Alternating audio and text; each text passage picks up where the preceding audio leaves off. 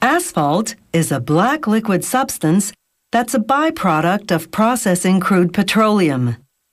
Asphalt is a key component of waterproofing and insulation materials and roofing shingles.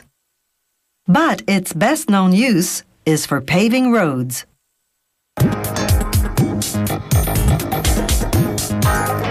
Asphalt cement is a byproduct of crude oil, the key ingredient they mix with crushed rocks and other minerals to make paving asphalt.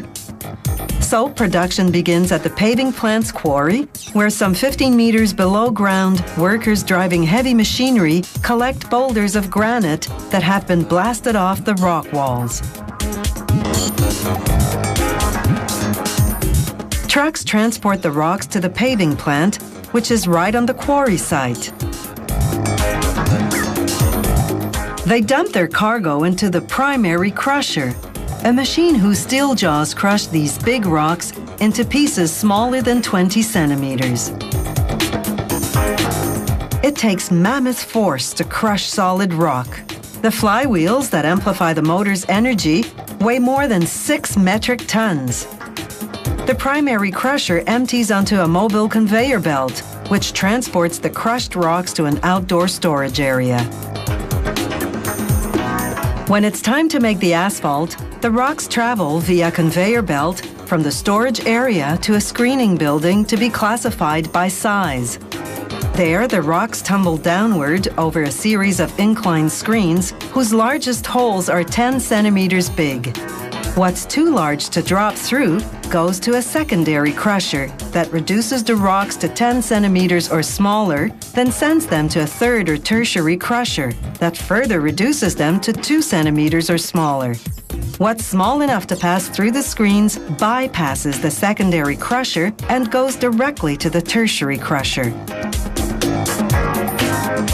After this last crushing stage, the largest stones are 2 centimeters in size. Everything smaller than 5 millimeters goes in one pile.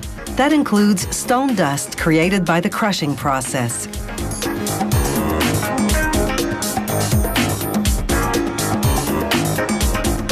Stones 10 to 14 millimeters go into another pile. Stones 5 to 10 millimeters into another. Trucks transfer material from each pile to separate compartments called feed bins. Exactly what goes into the paving asphalt depends on what's being paved, but generally, these are the 4 ingredients. Sand,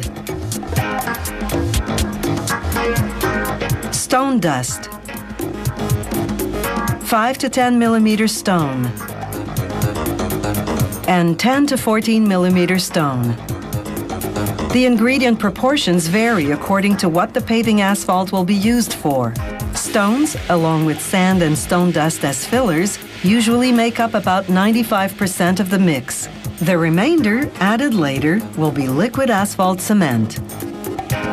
Each bin releases a specific amount of material onto a conveyor belt running under it.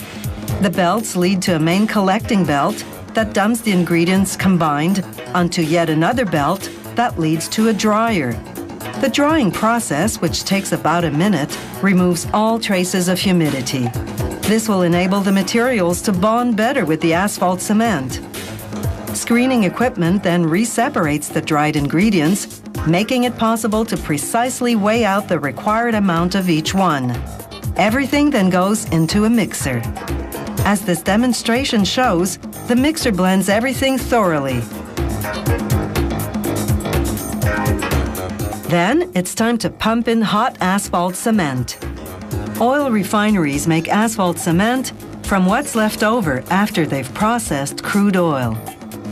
The paving mix contains about 5% asphalt cement. This is what happens inside the mixer. The hot asphalt cement binds the ingredients in about 30 seconds. The result is ready-to-lay paving asphalt. The mixer empties directly into trucks destined for the paving site. There, a paving machine will spread the hot asphalt on the road bed, then a compactor roller will pack it down. The asphalt cools and hardens in about 1 hour, depending on the weather.